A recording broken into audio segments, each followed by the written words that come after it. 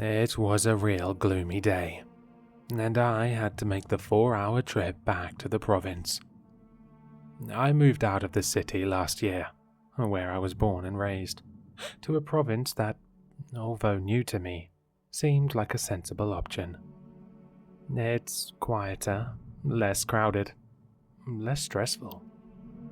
I work remotely anyway, so all I need is a decent internet connection, and I'll be fine. On my way to my car, tiny drops of rain had started, although not enough to need an umbrella. On the expressway, however, the rain had gotten much, much heavier.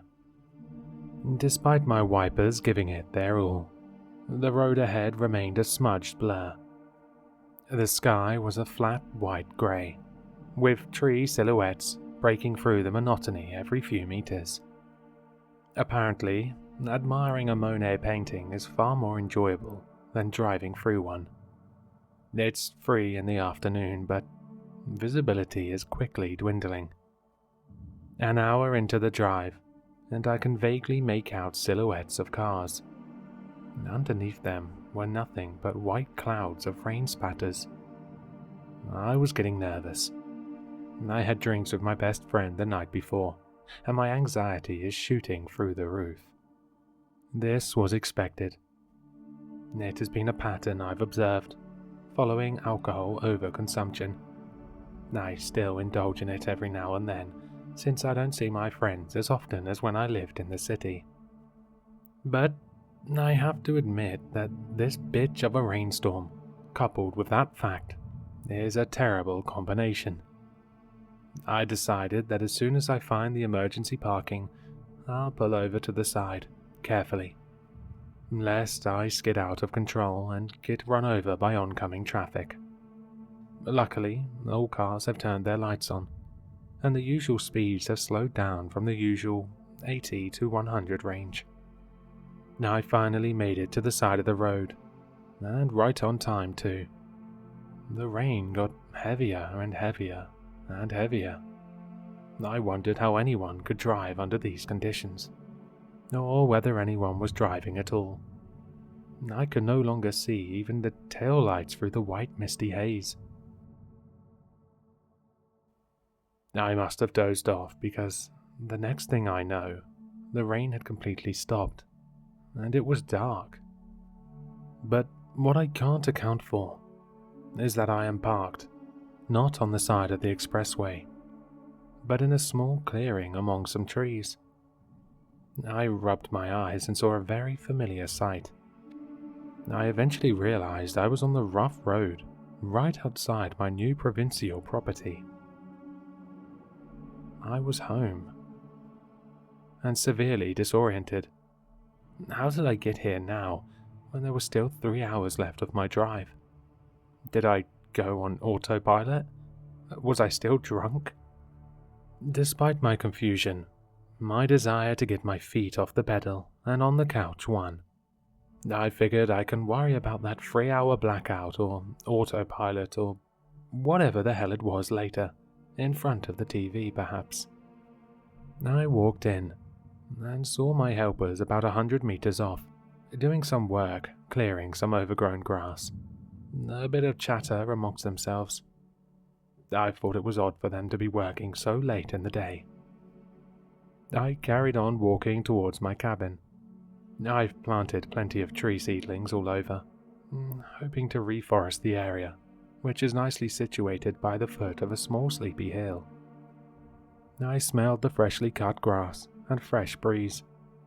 It was a really good change of environment, especially for someone coming from the crowded, polluted city. My pleasant thoughts were interrupted by the sound of footsteps, running towards my direction on the grass. I turned my head. Everything was the same, except that group of helpers seemed about 10 meters closer to me than when I had last looked. Their chatter had paused for a second before starting again. My eyes are tired, and have never been that reliable in the dark anyway. I continued my walk towards the cabin. There it was again, the sound of running in the grass. This time their lively chatter seemed to have evolved into malevolent whispers behind my back. I turned again. Despite having walked a few steps away from them, they still seemed to have gotten a few meters closer to my location. This is silly, I thought. How would that happen? And what for? I turned my head away again. The sound of running came, the malevolent whispers hurrying closer. At the count of 5, I turned my head back around. They still had their backs on me.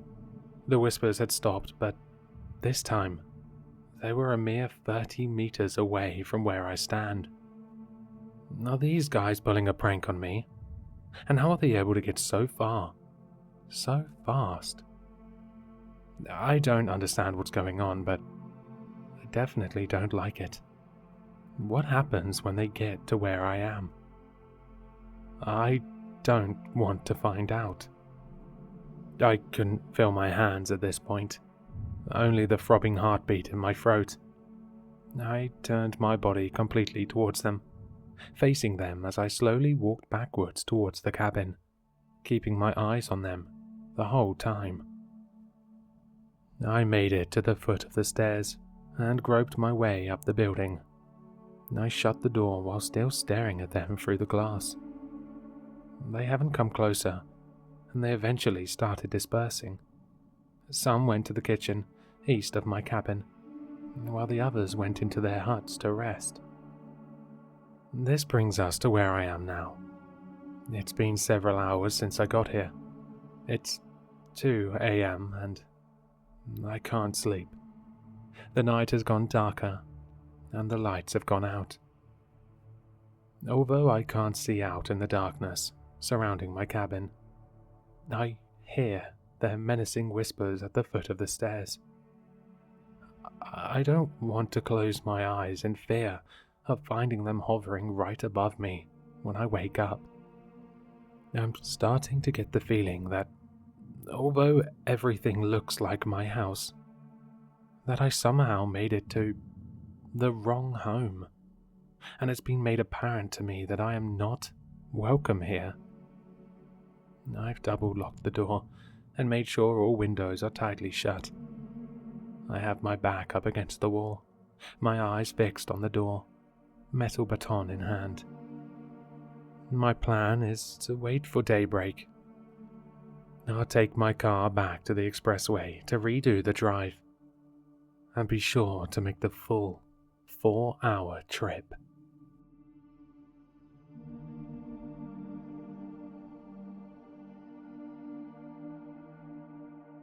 Hello, sinister listeners. If you've enjoyed this story, then you'll find all the author's information in the description below. For more content, be sure to like, comment, and subscribe to succumb to the sinister.